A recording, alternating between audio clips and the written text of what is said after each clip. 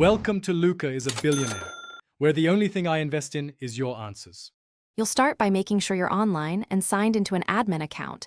This gives you permission to change the Microsoft account. Once done, back up any unsaved work and create a system restore point so you can roll back if needed. Now open Start, type Settings, and go to Accounts. This is where Windows manages sign-in identity. Make sure you're on the account page so the next actions appear without delay. From Accounts, choose your info to view whether you're local or already on a Microsoft account. That determines the path. If switching, pick Sign in with a Microsoft account and enter the new email, then verify with your password and any 2FA code. If adding, use family and other users add account, then assign permissions and set a PIN.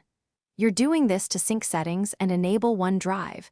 Make sure verification completes before moving on. Once the new Microsoft account is linked, open Account Sync your settings to enable OneDrive, Windows Backup, and Theme Sync so your data follows you. Sign out and sign back in or restart to apply changes across apps and services. If something fails, check your network and verify the password or 2FA device. Sometimes re-adding the account after a reboot fixes token errors.